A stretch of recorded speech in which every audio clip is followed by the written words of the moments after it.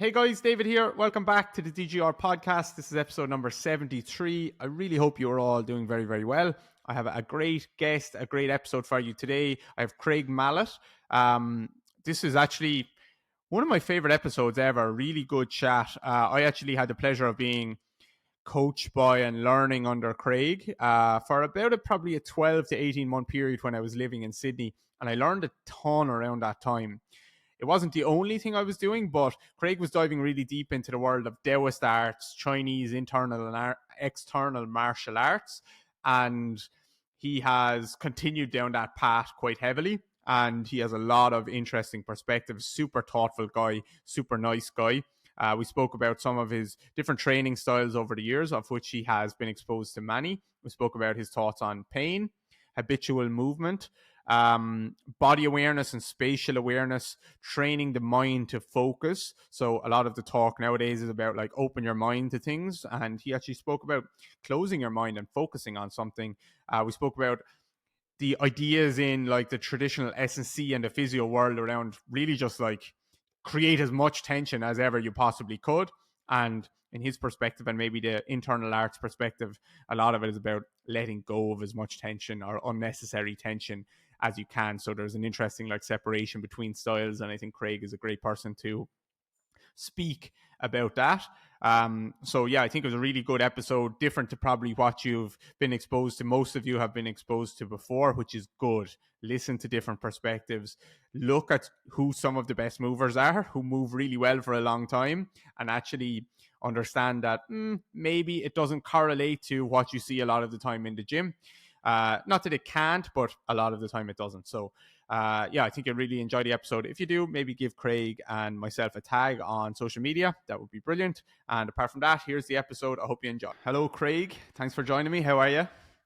I am good. It is evening here in Australia. I'm winding down and enjoying the fact that part of that is going to be chatting with you for the next little while. Where did you say you're based now? I'm up in the Sunshine Coast, in a little town called Peregian Beach. It's right on the beach. I've been loving beach life, loving the smaller town life. Getting away from the city was a good idea. So yeah, Yeah. just up for people who are international, it's northeast side of Australia, north of Brisbane. Lovely little place of the world. Definitely come check it out if you're over this way. Yeah, I think we traveled when we were in Sydney. We did a little 4 or 5 or 6 week, maybe a little trip from Sydney all the way up to Cairns, and we passed through Sunshine Coast and stuff along the way. So a lot of nice places on the way Yeah. up that coast. Do you want to? This is probably the most difficult part of the podcast. Do you want to give us a little bit of an intro or a bit of a background, kind of, yeah, what you've done, especially like obviously in the movement space over the years, and what you're up to now. Yeah, I mean, I'll give the quick version because it's a pretty long journey I've been on. I started in 2003 with traditional Chinese martial arts, specifically a style called Xinyi Liuhe Chuan, and another style called Cha Chuan. Um, Xinyi is like an internal martial art, which is really introspective. It's lots of repetition of simple single exercises. Cha Chuan is a bit more, it's still quite traditional, but looking a lot more like wushu, these long, big bow stances, deep horse stances, stuff like this. Um, yeah, so I did that until 2012, I think. The teacher I was training with closed the school. And I was already starting to be a bit like, I was not a flexible person, not by nature, not at all. Even with all the training in the martial arts, I was still struggling. And so I got on to Kit Lachlan at one point, really close to the end of that time, maybe around 2010 or 2011 or something like this. I can't remember when.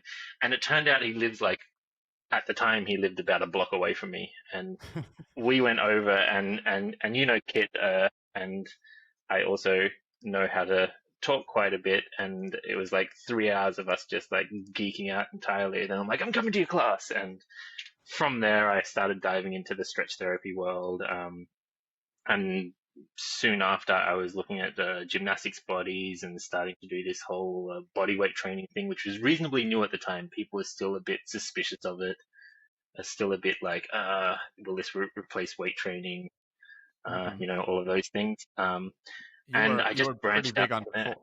you were pretty big on the forums back then, weren't you? I remember Yeah, stumbling across the stretch therapy forums and like asking questions and stuff. And I think you were one of the and the gymnastics bodies forums, and those things were yeah. rocking I was back then. definitely, I was loving those forums back then. It was like a huge, like, just free for all of all these kind of pioneers just being like, I'm trying this, you're trying that, let's check out, see if it worked. And that, I went on from there. I actually in 2013, I think, maybe 14, 13, must have been 13.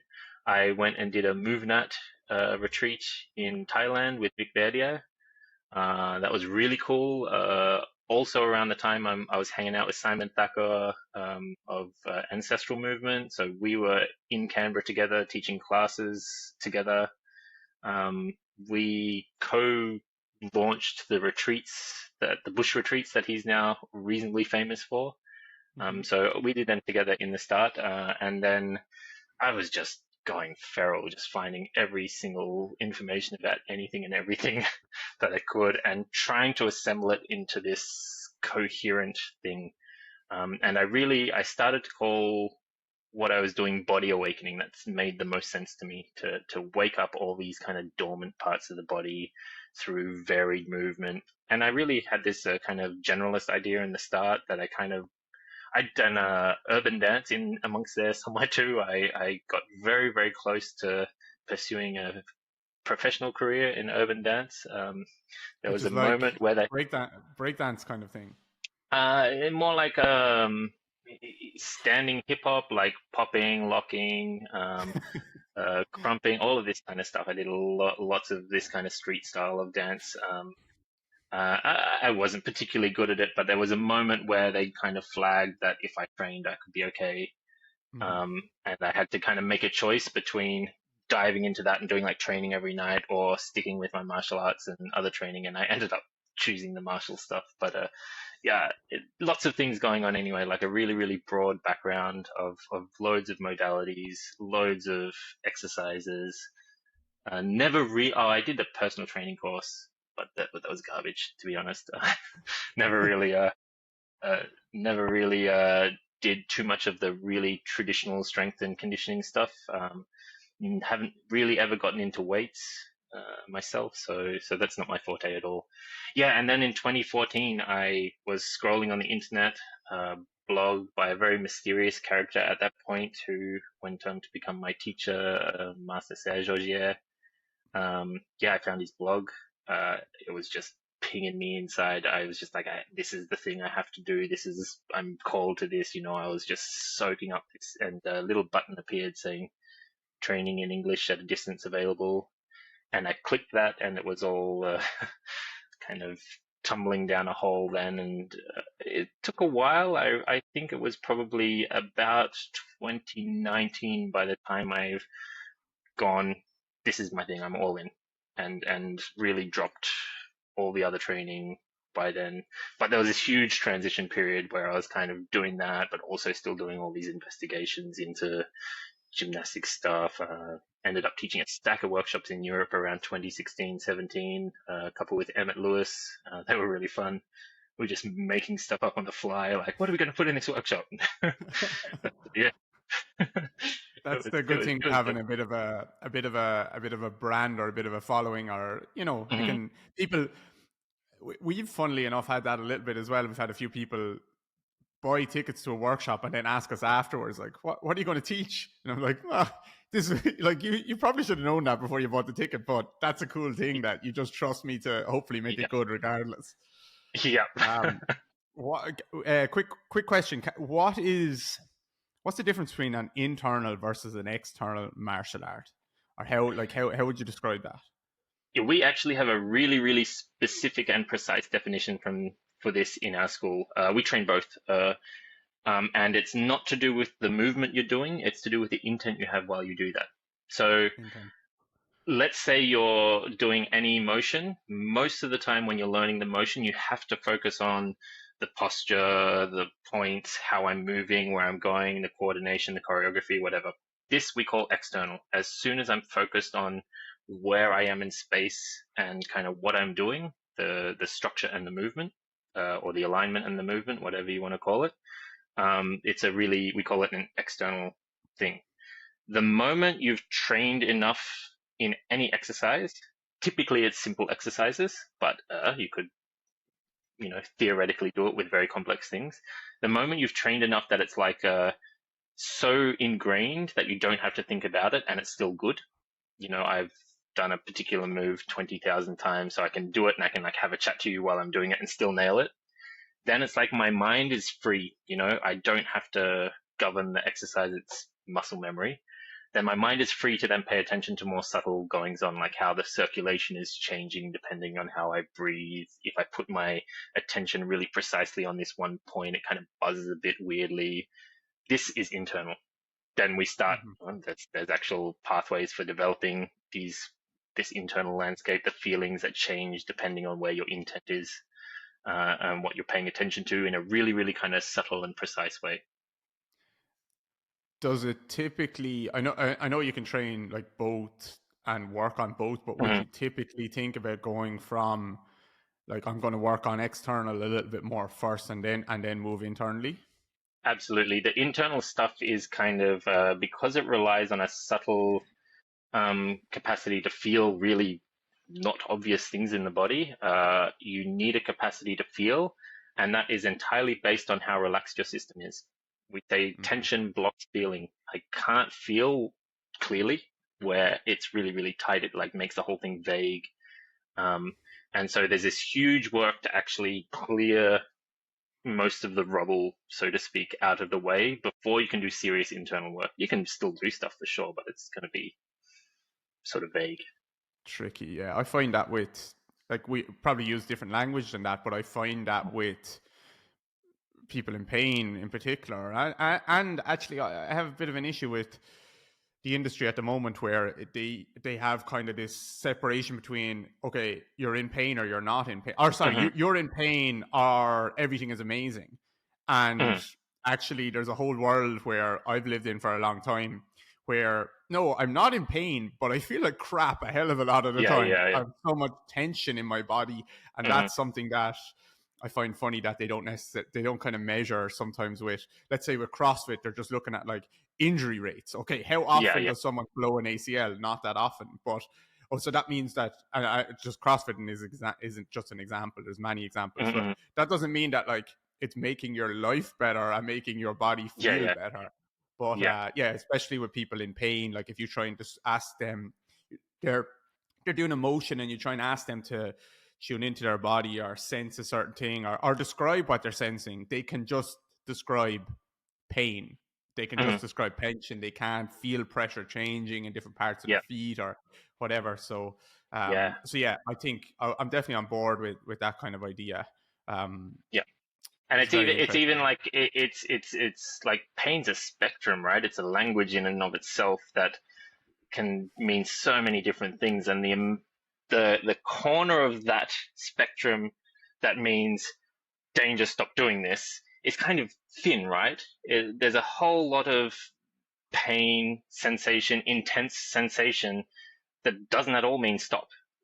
It means pay attention somewhere else. It might mean pay attention to this intense sensation, right? A lot of pain signal is just calling. This is the way I see it anyway. Is just calling for our conscious attention to open to a thing that hasn't had enough attention given to it. Then it's like a little bat signal. Batman, come here. And if you, I find so much of the modern landscape is like, how do we turn those signals off? Like, what? No, you do not want to turn them off. You want to get to know what they mean and get to know the language what they refer to, and get to know that this one means, oh, actually, you're at a precipice and you need to keep going, and this one means, shut it down or you're going to blow your knee. There's and everything in between. There's so much nuance in there, like any language. Yeah. there's a spectrum that takes time. That takes probably a good teacher and actually having Hmm. a awareness to and the curiosity to try and figure out what's Yeah, going on in your own body. Because yeah, if I bend my knee, like, and again, pain does numb things in a certain way where it numbs other sensations. Where okay, like I'm going to do a squat and someone will just say I just have knee pain, but hmm. they can't. If you slow it down and you try and understand it might not be you just have knee pain, and they might not even be able to describe where, what kind of pain, and in what part of the movement. And we can start to understand that actually it's only really when you get to this point of the movement, it's only really in this part of your knee. It might not even be in your knee, it could be somewhere else. So there's a whole world of understanding rather than just pain or Hmm. not pain. Hmm. So what does your so what changed when you came across Surge, and what does that type of practice involve? And I know it can involve a lot of things, Hmm. but maybe you can try and simplify it for us. Yeah, yeah. The essence of the practice, and typically of any of these kind of like Chinese born, especially internal arts, tend to be repetition of very simple things done in like a sustained manner to go deep. Let's like kind of break it down to that. To give you some examples, like the first thing we'll learn is how to stand in what we call centered, which is a misnomer for sure because you can't be centered, but you can kind of get closer. You can get closer to this Goldilocks zone that's in between the extremes, and you can refine that zone and make it more clear to you. And that's a thing you can just perpetually do until the end of time. You know, you can just get more and more and more, and center moves around day to day depending on your circumstances and a whole bunch of other factors. But you can kind of learn how to bring yourself back to that oh, neutral, maybe whatever you want to call it. We call it centered, aligned. The old language would say between heaven and earth. This is nice and flowery. Hmm. And is Um, that just the body, or is that the mind too? the mind, we have a different set of practices for. So we really look at the body as a kind of container that holds the energy of the consciousness, the mind. And if the body is kind of distorted and twisted, then the mind will be unstable. It won't have a kind of root, you know. Hmm. It's like an image of a big tree, the branches going up and out of the infinity complexity of the thoughts of the mind, and under the ground is like with the body, the roots that stabilize it. Then if the Yeah. body's no good, the mind's going to be like wee, and if the on the flip side, if you're just going all body, you're not getting any upward growth either. So it's always a kind of balance idea. How does that idea differ to maybe like traditional yoga practices? And this is just my interpretation of some of these, which is, to be honest, using blunt enough language, like stretch the body into oblivion, Yeah, yeah. so that my mind can like just be living in the skies and blah blah blah Mhm. blah blah. Versus, I don't necessarily see Chinese martial artists or internal martial arts doing something like that. They seem to have more Mhm. value on building strength and being very grounded. Yeah, you've got this idea, it's almost the reverse idea to like that dissociation. Like, let's find a state where I don't have to pay attention to this, right? Let's put my mind in this nirvana perfection so I don't have to be in the difficulties of the reality of life, so to speak. Then it's kind of the opposite. It's like, no, let's get face to face with that and resolve as much of it as we can. So to take a really simple example, when you stand centered and you set yourself up with all the little cues that we use, that the toes are forward, they're kind of not too wide, not too narrow, the weight's in the center of the foot, give or take, the knees aren't too bent or too straight, and all the cues are saying the same thing, right? You've got extremities, which is too much one way and too much the other way, and you come somewhere in the middle, and you just go through all the joints and follow that kind of basic idea of finding somewhere in the middle, and you end up standing, in a particular posture where the crown's lifted and the knees are a little bit bent. It's kind of like you're sitting on a little bar stool. You can find plenty of pictures of guys doing this online. But then you start to do something interesting. You start to try and stretch the body out, make the posture better, push it towards a perfection. And then you release all the excessive tension and you keep cycling that. And as that goes down, what happens is you end up in a confrontation with your deeper weak links. Then it's like all the surface tension slowly drains out if you're doing it right, if you're doing it well. And what's left is anything that won't relax. And that stuff starts to call you because like you said, with pain, as soon as these things aren't in a good way most of the time, and they're really, really intense sensations. And normally, like as we sink and start to relax into them, go, and the mind goes, oh, anywhere but here. And you've got to constantly practice like bringing the mind, the attention back down onto those things to learn to turn towards them rather than away from them so that they too can release. And that takes a real lot of repetition, a recombobulating of a kind of natural unconscious tendency for us to find the easiest way, path of least resistance. It's like, no, let's find the worst way. What's the thing that's in the way? How can I confront that directly? So we're bringing our mind instead of away from that thing. It's like, how can we confront it directly? And I really found Kit Laughlin's stretch therapy had a similar essence, right? You go into these stretches with a partner and it's like your eyeballs start bulging and you've got to try and relax and feel that thing that's on a big stretch. And it's like, come back down into it instead of just like, I just want to get the split. So I'm going to get these horrid sensations and then dissociate somewhere so I can get my legs in a particular position.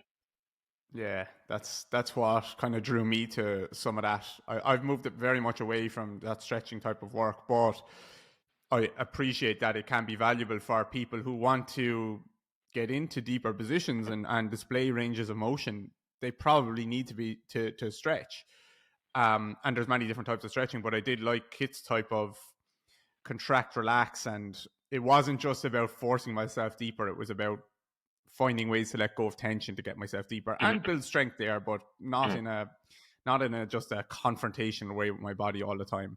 But the standing practice that you're describing, like some people will probably be listening and be like, okay, so you just stand there, like that's not very hard. But I've done a lot of things.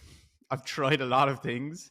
And that is the single most disgustingly hard thing I have ever done. There's nothing worse than trying to stand in this kind of aligned position, and not aligned like I'm trying to push my chest up or tuck my pelvis, just kind of find your alignment by letting go of tension. And the amount of things that start screaming at you, and it's not like you're resting in a deep squat. It's not like you need strength to stay here. Yeah. At least that's my interpretation. So there's a few parts to it. One is like my mind tries to stop me even starting in the first place. So like it's a daily practice that needs to be done. So my mind tells me to do a million other things instead of that. Then when I'm there, my body is screaming at me and my mind is telling me to get out of this position. So that is a very difficult practice, and I'm a doer, and I always found myself wanting to do more in those positions. Like I'm trying to force things to happen rather than letting it go, and that was very confrontational for me. Yeah. We have this idea that particularly with the hips, you mentioned like pelvic tucks and things like this, particularly with the hips, that you want to drop the hips. And that means the hips will kind of hang like a heavy weight. The old texts say a weight hanging off a ribbon.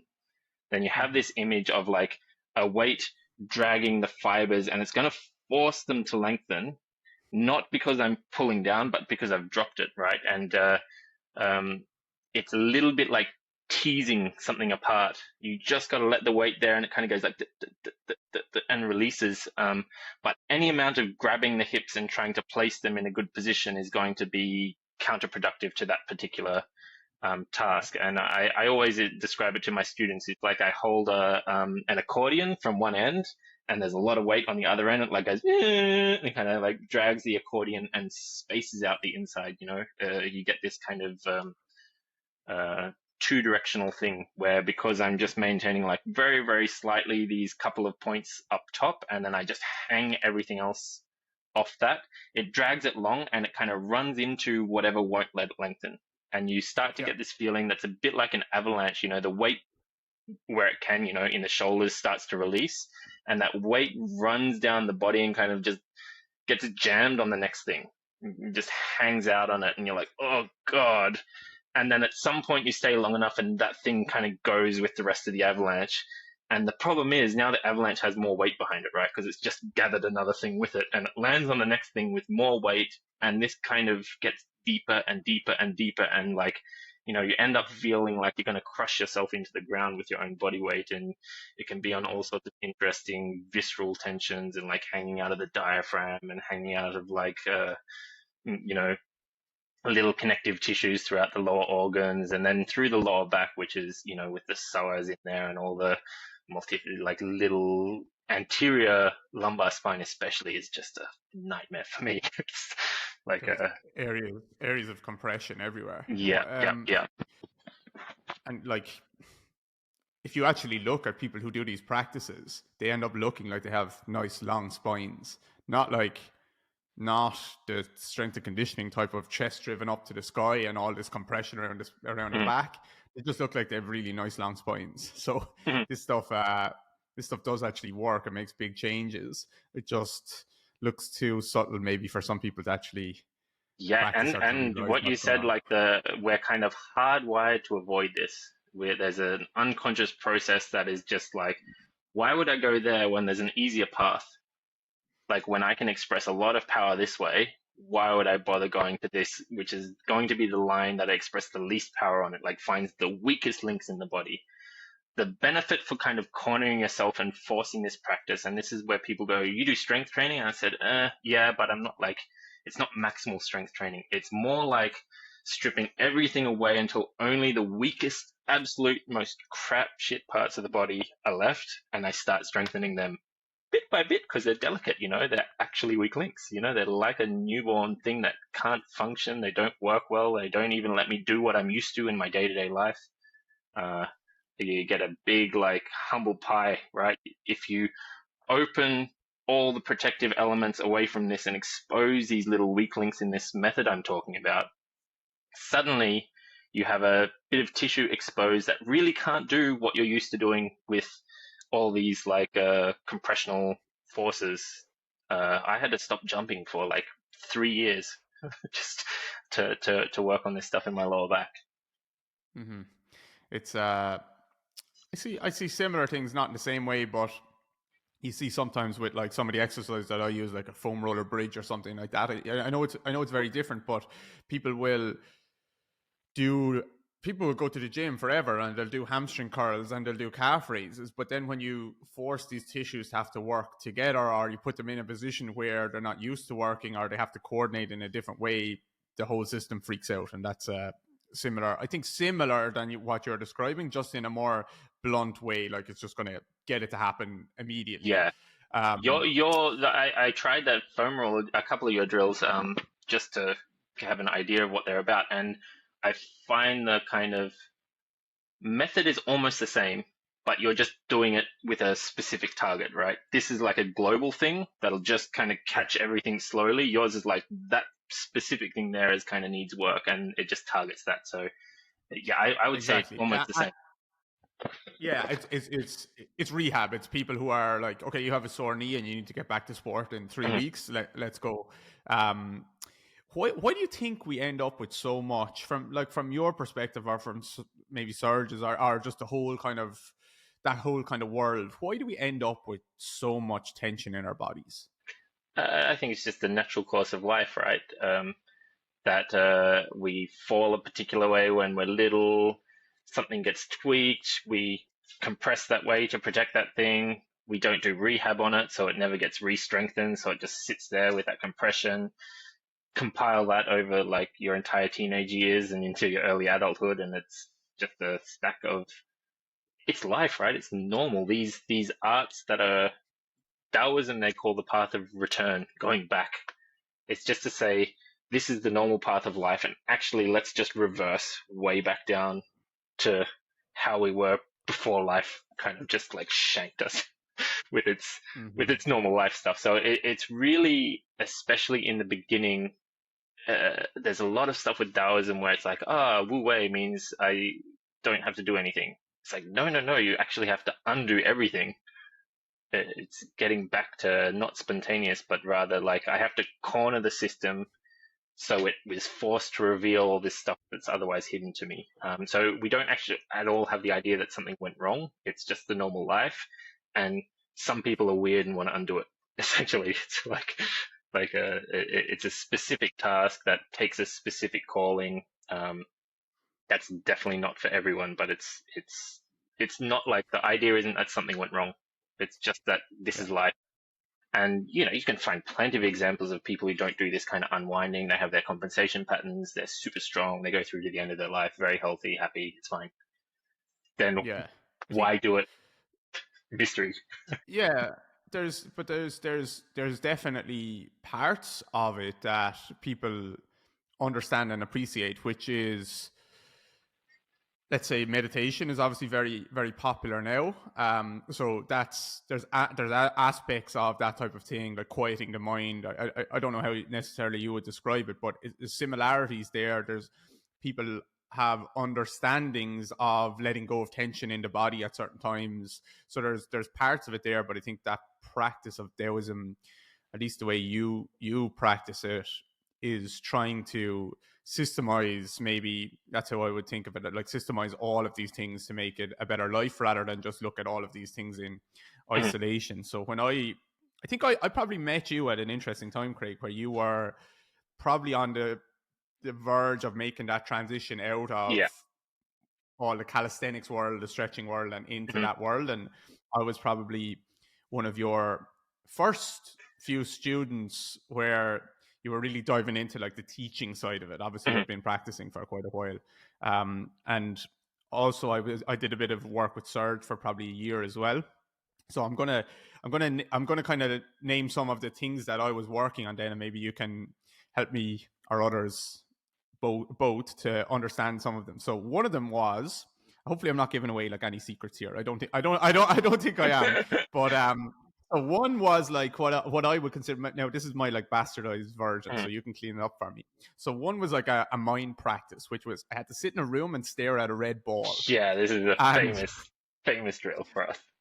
so that wasn't a particularly nice drill. And I suppose what I'll say what I learned from that, which is I think that was different to meditation, which is trying to quiet the mind. I think that was concentration training, just bringing my focus Mhm. back, which could be seen as similar, but probably not the same. But what I learned from that especially was when you have a body filled with tension that feels like crap, which I had for a long time, and I still haven't.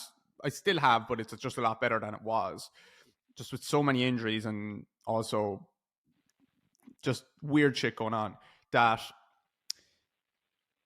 my body kept pulling me out of of that. I was constantly pulling me back to like my hip just feels like shit, my knee feels like shit, my blah blah blah blah blah. So that was one. The other one was like a basic hands. So you're standing in different types of postures and you're moving your hands and your arms around in different ways. Mhm. Like you can imagine in the gym, let's say standing up, like doing those IT and Y drills, those type of things, but like much more, let's say, fluid and not with weights. And that after 5 minutes of doing the same type of arm movement again and again, your shoulders have burned like nothing else. So that would be another one. Then there's the one that you were speaking about earlier, which is that kind of just standing posture, just maybe like I don't know what you would call what I would call it, maybe like a standing meditation type of thing, where you're just standing in one posture, which maybe your eyes open or closed. And then we used to go to the park and practice a lot of like different stances and kicks and stuff like that, where we're transitioning to different, almost like isometrics, like horse stance and stuff like that. So you're holding them or you're transitioning in and out of them. Um, so I think the red ball is more like the concentration side of things. That the basic hands is like the stance and starting to build some maybe strength there. The standing meditation is very much around like maybe alignment and breathing, and you can correct me now. And then the stances and stuff are, and the kicks are about building some more strength. Mhm. Just yeah. So historical tidbit, interesting thing. You're right. I was in a transition period when we were training, and those little line drills with all the stances actually are stuff from my first teacher. I was teaching. Okay. With his permission, he said I was allowed to teach this stuff, so I was teaching some of that stuff I really liked. I've kind of let go of most of it, mainly because I have better tools, not better, but more synergistic with the school tools to do the same thing. Yeah. Um, Yeah. yeah, so you can basically break this up into three big categories. You've got practices that we start with the basic hands that are for developing the knowledge of the body, the structure, and the spatial awareness, which I want to come back to because it's a really, really key aspect. Then you've got breathing drills, which are basically to improve this exchange that is going on at any point in time between outside and in. You know, when I breathe in, it's really, really like trippy when you think about it a little bit that I breathe in, there's this stuff that's like air outside. I take it in. At some point, it's transformed into me, you know, and then I take some parts of me and go, I don't want those bits anymore, and I breathe them out. And it's going on at any point in time. Like the world is transforming to me, and I'm transforming into the world. But at a very fundamental sense, it's an exchange. It's an exchange between outside and in.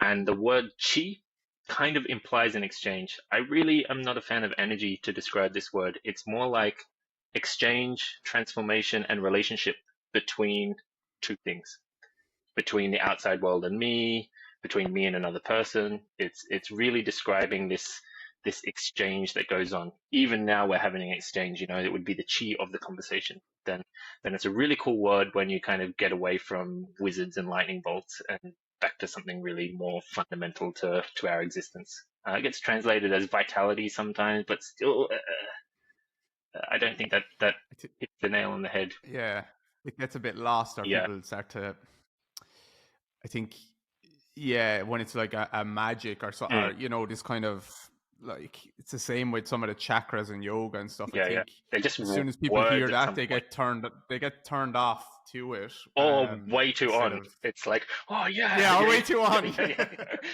Yeah, so then we have the bodily exercises, which would start with the basic hands, and that would progress into plenty of stuff, martial arts, tai chi, whatever. You've got the breathing exercises, which are really for improving this exchange, which can get really subtle at some point. There's plenty of like variations on exchange. You have the feeling of just the absorption through the skin that can be trained to a really high degree, for example. And then you have the mental work, the work on the mind, which is really about understanding how the mind functions. This drill you mentioned, the red ball, is a fascinating drill because it really often wrecks long-term meditators. And the reason why it wrecks them is really interesting. Most meditations, if you go and look online and stuff, are really about kind of like opening the mind, about you've got plenty of stuff where you sit and just let the mind do whatever it does. And all these kind of like expansion of the mind, or noticing the silence behind the activity of the mind, and all of these are opening in their nature. But if we have opening with no closing, like I said before, it's the tree that has big branches that has no root. So we need to train the mind to actually close in a, and even today, closed-minded is kind of an insult, right? But if my mind can't close, then it's unstable. I need a capacity to close my mind and fix it on a particular thing Focus. to bring, yeah, it's focus. Exactly. Focus is a closed mind. Then if I want to say, do an essay, if I can just bring my mind onto doing that essay and just keep it there, I can like smash out this essay in like 5 seconds. Whereas if my mind's too open, the essay's going, but someone's talking to me, but my messenger just went off. Oh, I better go outside. It's too open and there's too many options. And it actually makes a bit of like anxiety because which one do I do? And I find people who are doing meditations are like, I've got anxiety, so I'm going to do meditation. They open their mind more. There's more options, and they get more anxious, And it's like a kind of it's making the problem worse, not better. So these drills where you close the mind are really interesting, and they give you some feedback. If you think your mind is stable and you can't stare at a red ball for 10 minutes, I've got news for you. Sorry, it's a little unstable. So This is Or like a the lot unstable. yeah. This is Yeah. this is the You don't need to I don't think you need to sit down and try and stare at a red ball to know that. mm, Try and sit down and study for 10 minutes. Try and sit down and say I'm going to work on this thing or whatever, and I bet you can't not check your Instagram. mhm. I know I can't.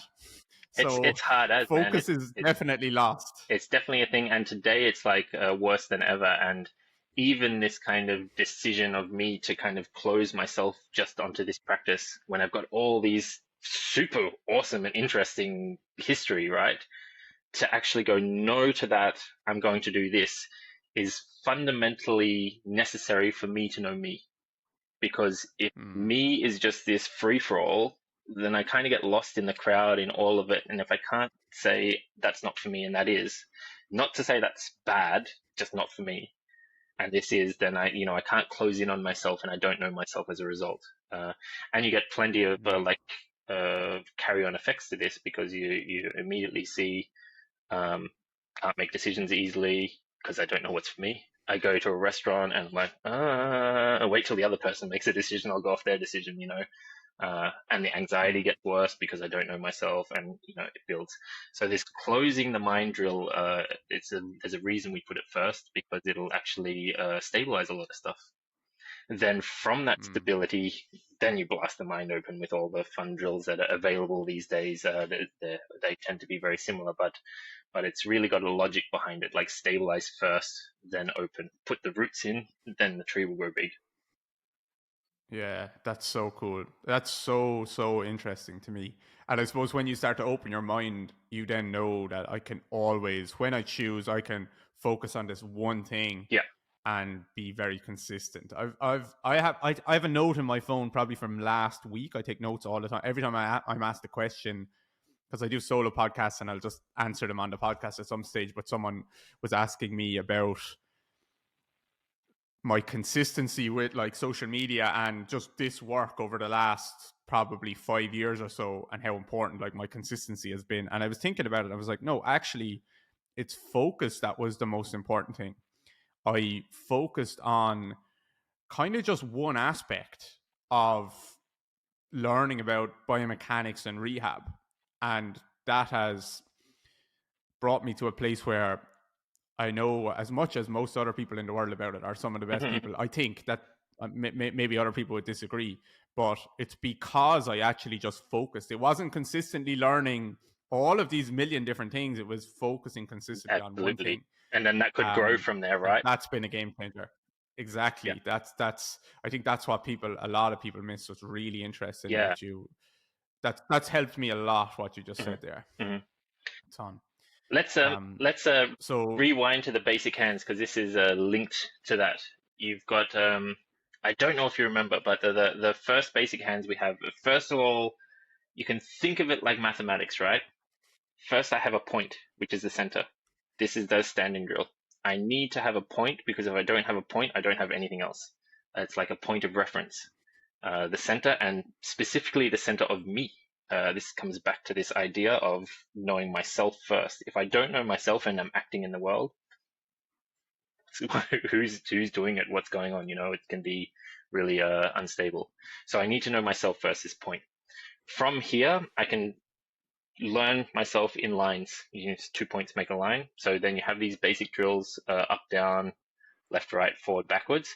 And it's literally just moving the hands on a line, right? And the hands are basically the most sensitive part of our body that we can most easily put on a line. We do this stuff with like really subtle, I'll take one vertebra and play with it. For advanced people, but to begin with, let's just start with the hands. Most people, you tell them to move up, down with their hands, which implies that it's not moving left, right, and not moving forward and backwards. And you film it, the hands all over the place. They don't know where up Mhm. and down is. They can't even trace their hand on a line in space. And so they don't know where they are and they don't know where they're going. Physically, like literally physically stand straight. They stand wonky. Move your hand on a line, it moves on a curve. They think they're doing one thing and they're doing something else. There's a disconnect between their ideas of themselves and what the reality of their physicality. So these drills actually teach us to not academically understand, but viscerally feel space. I can feel up and down. I can feel forward and backwards. I can feel left and right in a visceral way where it starts to be capable for me to like just almost like magnetize my hand to that direction.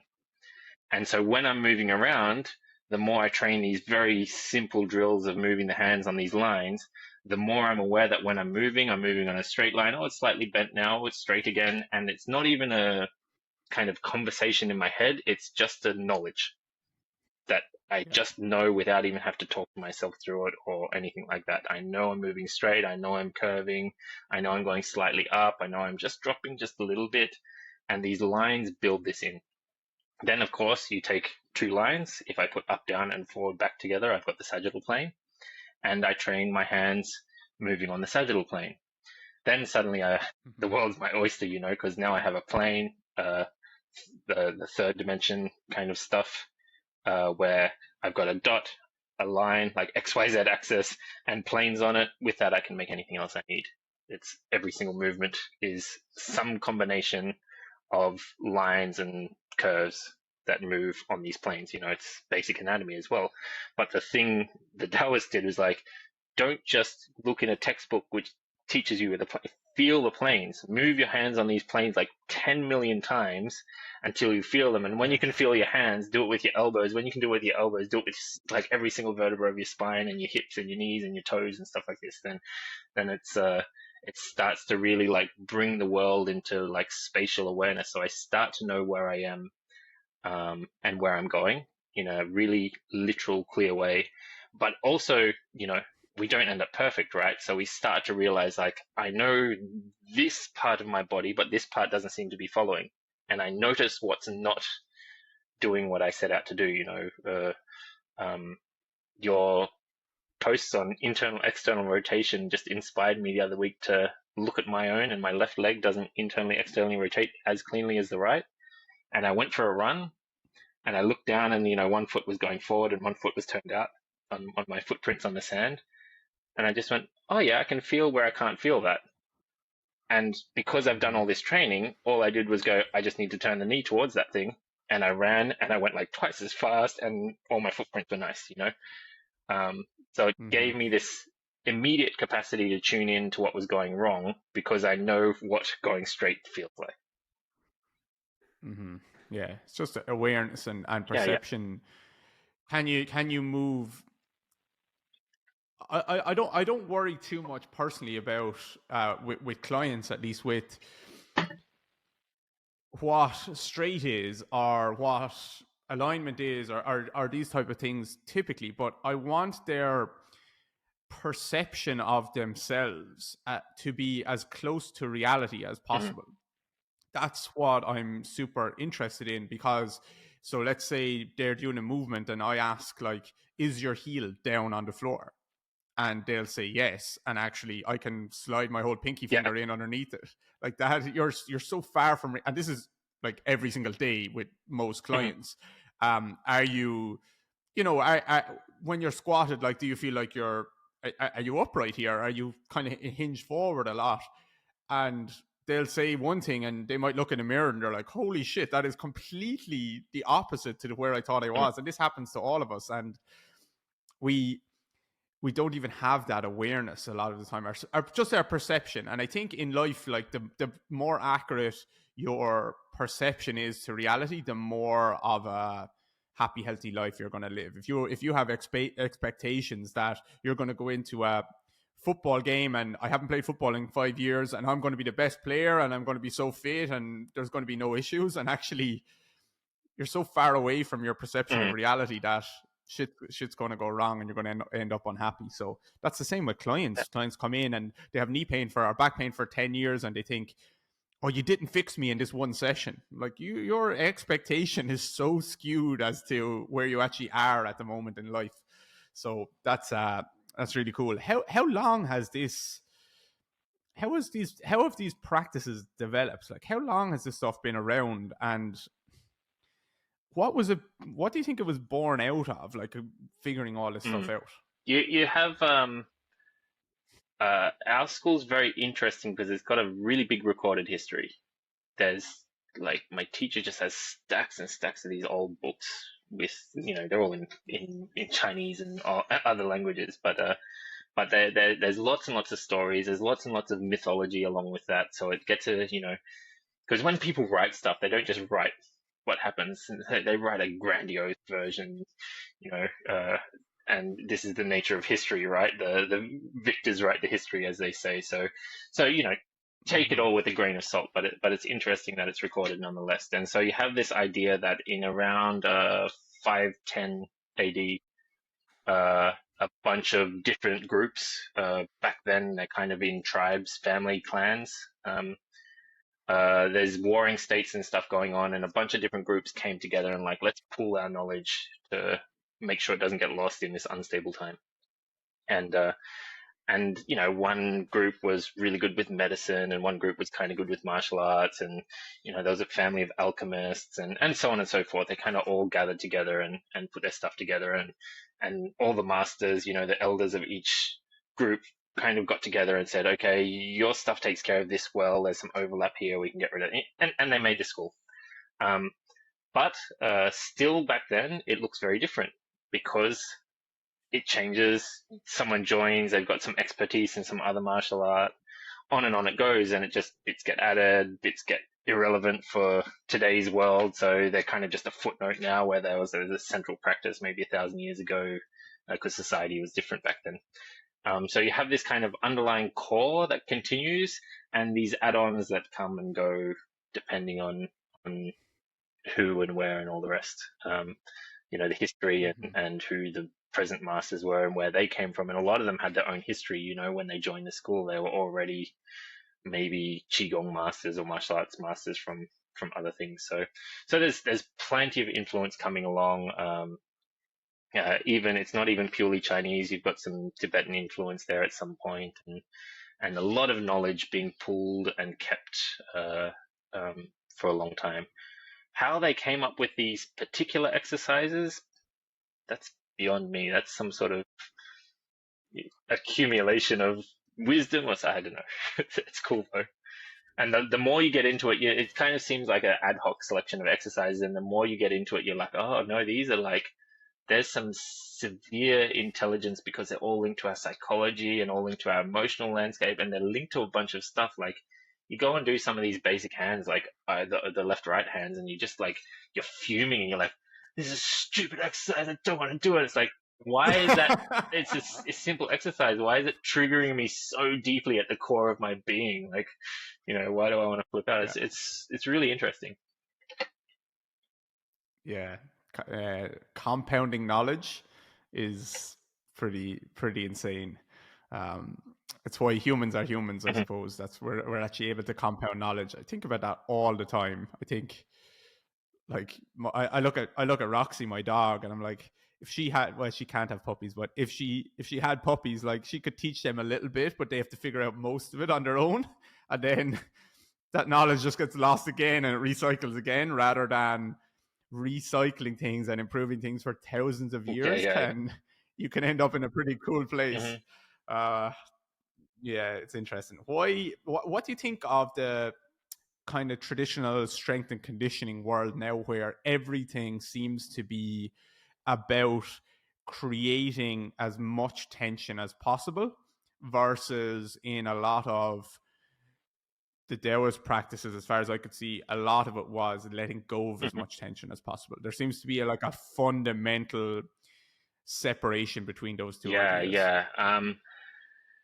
It seems a bit to me to do with motivation, what you're trying to achieve from what you're doing. And the Western landscape is particularly obsessed with like high level performance. Can I get to the peak of performance, and what limits do I need to push to achieve that? And whereas the Chinese, particularly the Taoist view, is more like, can I be immortal? Can I live forever? So it's really more in this longevity idea, how to sustain life for a long period of time. And so they have this view of the world that's like, just do a casual 10 years and you'll have the start. you know, And it's like, it's such a long-term view because they're really not super interested in these short-term, like peak performances that then inevitably come down. Um, you've Hmm. got direct teachings of this in Taoism. In the I Ching, you've got the hexagram. I think it's 63. It's the perfect hexagram. Um, Perfection, the top of the mountain. And the hexagram, the advice in our school is like, it's bad. You're at the top. What comes next is down. It's going to go bad next. Like, you don't want to actually get to that point because you're at the top. The only place to go from the top is like speeding down. So it's like, Yeah. instead of pushing to that peak, we say, let's just stay back from it and lengthen the whole thing. So I'm always really clear Hmm. with the people I train. Like, I don't do performance training. You're not, I don't even know people in the school breaking too many records. Um, you know, if you want to go to the Olympics, don't train with me, please. It's not a good idea. Yeah. And it just comes down to, is one better, Yeah. is one worse? It just depends, right? Because that kind of, the artistic vision, the sacrifice to make something like profound in the world is super cool. I can't but like applaud the people who do that. I just think it's really, you've got some people following performance-based models when all they want is longevity, and it gets Yes. mixed up. They get confused. What am I doing? I'm training like an Olympic athlete, but I don't want my body to break, which is almost inevitable. You know, you have some freaks that doesn't happen for, but I I really bet a good amount of money that like 80% of Olympians are going to be kind of broken by the time they're 50 or 60. Yeah, well, yeah, well, look, they just push their Yeah, yeah, bodies exactly. so hard, and that's the vast majority of professional Mhm. sports people. They end up in a rough place afterwards. And you know what? If you offer them that choice, like you're going to live this professional sports person life for the 10 years, 5 years, 15 years, and you're going to have some tough years after that. Would you take it? Yes, 100% they yeah, would. exactly. Absolutely they would. I would And have I would taken high that, and I five would them have for yeah, making that I'll deal with the decision. quant. You know, that's excellent. Exactly. Exactly. And this goes again, exactly what you're saying. This goes back to perception versus reality. Because if you walk into gyms and you look at a lot of strength and conditioning coaches, and I don't mean all of them, but the longer they train in this way, the worse they feel. Mhm. Yes, they can lift heavier, but they end up with more aches and pains. Now, there's an argument as well. Like I think it can be done really well, but like yeah, they're actually going to probably live longer. Their heart is stronger, their lungs are stronger, their muscles are stronger, and that's really important for longevity as well. But you lose a lot of your mobility, your fluidness of movement. You have a lot of tension in your body. So what you actually just described there, that longevity versus performance, have, I think I'm trying to. I hadn't thought about it in this way, but I think that I'm trying to find a way to link both Mhm. of them together a little Yeah, bit yeah. better, where we can build. I do posts all the time, which is like the one the other day, which was just about an athlete moving his Mhm. spine and rotating in different ways and stuff. And I said, if you are in pain or not moving well, my caption was something like, if you're in pain or not moving well, like do the opposite of what traditional strength and Mhm. conditioning tells you to do, which is brace Yeah, more, yeah, yeah. squeeze more, like shorten things more. So like I'm kind of trying to say what you're saying without actually being able Yeah. to, without being as smart as you are putting it as eloquently. I think there's a lot of room for So that these days. You know, one of the things, my wife loves dance. She wants to do contemporary and ballet, and there's just no room for someone who wants to dance well into old age. You're either a child star who goes on to be like, by the time I'm 17, I'm touring the world with the Russian ballet, and by the time I'm 25, I'm done. Same with gymnastics. yeah, Or you don't do it seriously at all. Like, if you're an adult doing yeah, gymnastics, it's kind of like, like they're just playing in the corner. Where's the space for like serious training? I'm not trying to compete at the highest level, this peak performance idea, but I still want to do it well. I yeah. still want to do it well into my old age. Like, there's not much space for that in the world these days, and I'm really like glad that you're kicking off in that direction. And it's starting. You can see it's beginning. This idea that Yeah. adults aren't, doomed to be broken after the age of 35 is starting to pick up. It's that's the expression of movement, isn't it? I think like you can train qualities in the gym and you can train qualities in yoga or Pilates and things like that, but a lot of people are missing the expression of movement within their daily lives. And I was missing that for several years, and now I've just gone back to doing jujitsu and or started doing jujitsu a few months ago, and it's a very different thing to go and train movement versus actually express my Mhm. movement and just see what happens. And it feels very nice. It really does. And I don't think the gym does that. Now it might do that for some people. They feel like it does, especially if they compete. But I think for a lot of people, running maybe does that. Jiu-jitsu does that. Different like dance does that. An expression of movement that I do think is missing in a There, lot of people's there's lives. also just this idea that like to be healthy, you've got to thrash yourself. If you didn't throw up after your workout, it wasn't a good workout.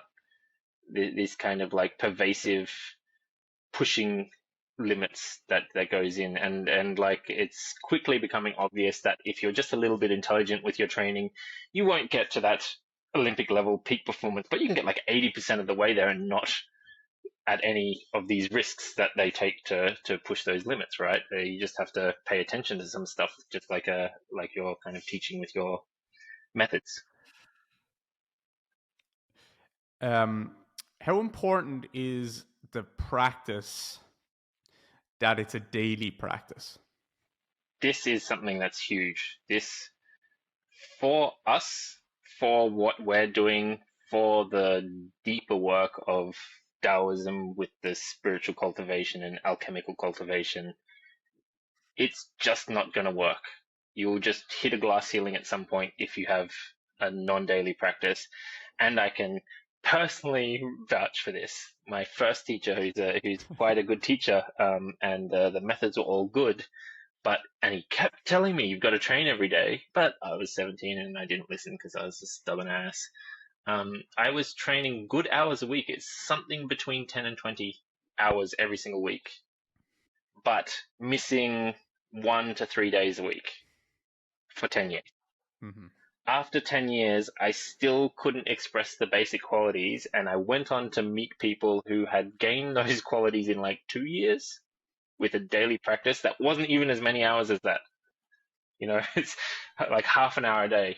Uh, then it was really like that was the shock that kind of rattled me into daily training. Now that is specific to what we're doing.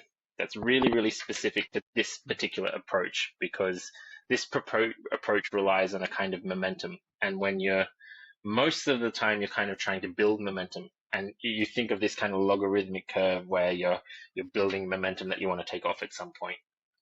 Um, and the daily training, you'll slowly, I coach my students with this all the time. They need to, first of all, work up to the daily training and then also accept that there's going to be these days where it goes wrong, where everything goes to hell and you can't do this ideal. We have this kind of ideal, which is like a fantasy of perfection. And when that happens, you need to accept doing a crap day of training, but still do it. It needs to come back to 5 minutes to 8 minutes. And what happens with that is you get this momentum. And then on those days, you just keep it where it's at. It's not growing, it's not evolving, but it's staying instead of crashing and having to build it up again.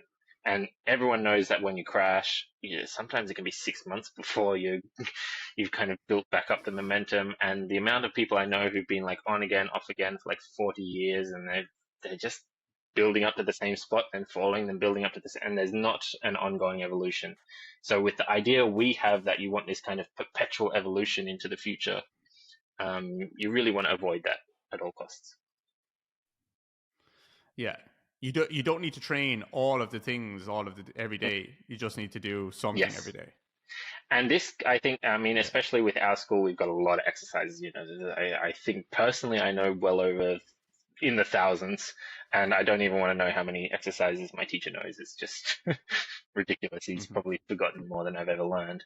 But the thing this gives is kind of like little container in your day where you do something that's for you to know yourself better, like in a really simplistic way.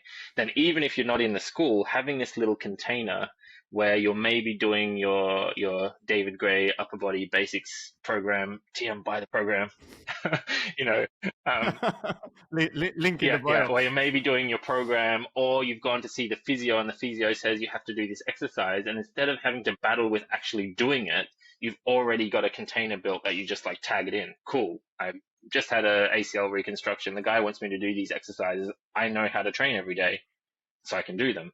I go to a dance school and they say, you've got to practice your pirouettes every single day. Cool. I just put it in my little container, and I have this container there that it doesn't really matter what's in it, just as long as there's something that's for me to develop myself and I'm used to doing it. We say we want this to be built up to a way where it's like eating. I don't just forget to eat on any day. Unless I'm like Yeah. specifically fasting, there's just no chance that I'm going to forget to eat. This is what we want the daily training to be like. I have one tattoo on my body, and it's a Chinese symbol for mountain, Nice. which is I think I read it in one of Serge's books, which was the idea of going to the mountain every day. And I think he said something like that's back in the day, that's where they used to go to Mm-hmm. train. But now I was something like, I don't want you to go to the mountain. I want you to be able to live in the world and still do your practice. I don't want you to have to go to a yoga retreat to find space to do this. It should be part of your daily life. So that little mountain symbol is on my elbow, and it I try to use it to remind me to just do something to make myself a little Yeah, bit better every day. And that's perfect. even though I'm not doing these practices That's anymore, but I still have learned, like, I have that stuff has really shaped how I think about movement and life. And I probably, hopefully, will return to it someday. Um, but it's really shaped and influenced me and just taught me about momentum, probably. Yeah, about being consistent. yeah. Um, so yeah, it's cool. It's really cool. Um, anything that we missed? Oh, I could literally go on Well, forever. I'm sure you could too. Yeah, maybe going back to the pain thing. I put an article about pain out, and I really kind of had this idea that just the fundamental idea that we shouldn't be in pain is also kind of weird to me. I wanted to bring this up when we were talking about it before, but we missed it. This idea that if there's pain, something's going like we should. A good life would mean someone just didn't have pain for their whole life, right? And that's fundamentally wrong to me. That's like you didn't do anything in your life. Like, what's going on? This idea that we just want to mute any intense sensations, and I see this all the time. I had to really deal with a couple of family members actually who wanted to go and get this nerve blocking stuff they have now. They have like really, really precise ways of identifying which nerves are kind of firing too strongly, and they burn them with a acid that they inject in a really precise spot to like burn a branch of the nerve, so you just stop getting the signal. And it's just like, but the signal's coming for a reason. If you just like turn it off, whatever it's signaling is just going to get worse and worse and worse and worse and worse until something goes horribly wrong. And the argument that the professionals give to the logic that they gave to my father was that more or less you're getting old and the system's starting to get a little bit funny and it's sending bad signals, and we're just going to turn those signals off. And there's just like this idea that our system kind of just deteriorates by default after 30 is, and that a good way that this will go is as it deteriorates, we'll just kind of mute everything that's a little uncomfortable. The whole thing is just somehow fundamentally wrong to me, and maybe you wanted to chime in on your views on that. No, I'm definitely with you. I definitely am. On the nerve blocking thing, some people are in excruciating pain, and that can be a good thing. But the issue with getting the nerve blocking, or a lot of different things. Like it's a great option. I'm really happy to live in a world Mhm. now where we have these options. If I get hit by a car, I want the surgeon to be able to do Mhm, mhm. something For sure. immediately, let's say. But what it does is also blocks the motivation for you to do anything Exactly. about it yourself. Exactly. And that's a massive issue. So if your dad said, okay, I'm going to get the nerve blocking thing, but I'm still going to do my practice every single day and try and clean Mhm, up this mhm. area. And yes, I'm missing a bit of that sensation, but I'm aware and I'm willing to make that Yes. trade off. But that is not what No, people will do. exactly. They will just say, oh, this is gone now. Everything is great until the next thing crops up. So yeah, I'm with you. And I think the pain science is starting to catch up where pain doesn't mean damage. Pain doesn't necessarily mean damage. Pain, we're all going to get back pain. We're all going to get all these different things at Mhm, some stage, or the vast, vast, vast majority of us are. It's not the end of the world. It's information. And we mhm. can look at it like that. We can catastrophize it, or we can look at it as this is information. Let's do something with it. Um, Yeah. so And yeah, sometimes it I'm does definitely mean with there's you with that. damage, right? You know, that like having that idea that pain is a language that's quite adaptable and quite complex too, that but instead of just Yeah, saying don't bother learning the language, I'll just like turn it off. It just you know, yeah, it reeks of like moving to a foreign country and not bothering to learn the language and then getting confused why people are shouting at you in the street and like just working out how I can just mute everyone and kind of go about my life. It's kind of like that. That's how it feels. yeah. Yeah. Um, have you read any of Stephen Pressfield's book? Nope. Who's this? You should. You should. You really should. Send me So he some has a links. book called the art of sorry, no, the War of Art. The war. So there's a Chinese so there's a Chinese emperor or whatever that wrote a book called The Mhm, Art of War. And it was literally about war, but it's a very famous, popular book. And Stephen Pressfield is an American author that wrote a book called The War mhm. of Art. And it's all about uh, like the struggle to actually do the thing that you should be doing every single day. So he has a book. That book is the single best book for like anyone who's trying to be creative or stick to Mhm. a practice every day. In my experience, it changed. Not many books have changed my life. I usually read them. I'm like, "Oh, that was really good," and then I just go on with my life. Don't learn anything, or trick myself into believing I did. So that book, he has another book called Do the Work, which is just like about I like it's it all already. about actually putting yourself in the chair like Yeah. every single day. Just fucking sit down. And he does talk. He has a little bit of like spirituality with it, which is he thinks like the muse will come to him every single day if he puts Mhm. himself in the position to allow them to come and actually listen. So he has that the War of Art, Turning Pro, and Do the Work. They're three like very similar books talking about similar concepts, but I think you would absolutely love the War of Mhm. Art. Cool. I'll You check would. it out. He's speaking your Excellent. language. Thank you. And that's the cool thing with I think with writers, they have a very interesting thing. You'll hear writers talk about having a practice where he speaks about the day he finishes a book is the day he starts his next Nice. book. He does not take a single day off. He sits down and he even if it's writing like one page, he writes it so he Mhm. has momentum.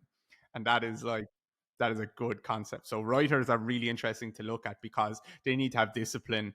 They have a very defined practice. They usually have a very defined place where they Mhm. go. James Clear, I think, spoke about that. The guy who wrote Atomic Habits, where he has a desk in a room facing the wall and not facing the window, and there's nothing else in the room, and he Yeah. just sits at the desk and writes. Sealed himself So, in.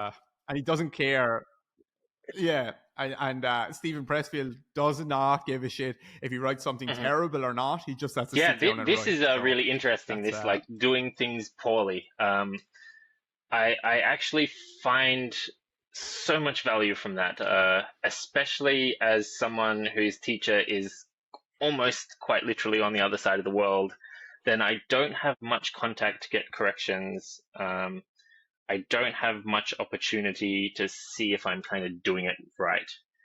What I've learned from that, and this has been one of the coolest lessons, is like doing things wrong has huge value, huge, huge value. I remember I took one particular practice and I can't actually remember what it is. One of the motions that we have. And I watched the tutorial video we had on it, and I was just like, okay, cool. And I got to doing my daily practice. And like a year later, we had Serge in Australia, and he's like, oh, show me what you've been doing. And I showed him this. He's like, what the hell was that? I'm like, huh? And he's just like, it was just like everything about it was just wrong. He's just like, you just like missed the point entirely. And he said, you have to do this, this, this, and this, and corrected me. And the corrections just went in straight away. It's like I needed to know what not to do really, really thoroughly. And when he said change it, it just changed and it stuck from that moment. Whereas I've had other moments where I've gotten like, do it like this. And the next day you're doing it wrong. It's like, no, do it like this. And you kind of get that. It almost ends up in the same spot, but there's some kind of weird value coming from knowing so clearly what not to do that you can actually just get it right after that. And this is something I think is also missing a bit there. This ability to fail at stuff and fail well. Just I'm gonna make a mess of it. Yeah.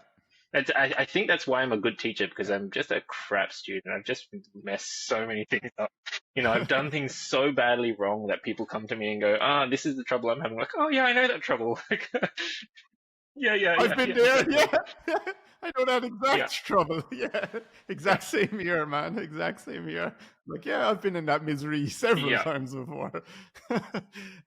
Yeah, I get that with people who buy a program and they ask them, like, the programs are laid out pretty simply, I think, that my programs. But there's also, they're vague enough for people to like explore a little bit and say, yeah, I kind of like this one versus this one, or I'll do like 15 seconds instead of 30 seconds or whatever. So I want it to be vague, but some people will ask 50 questions before starting. I'm like, just fucking start.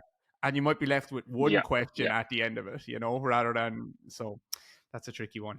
Awesome, man. This was a great chat. Is there anywhere that you would like people to go? Or where totally. So my website is craigmallet.com, CraigMallet. Don't miss the second T. People miss it all the time. .com.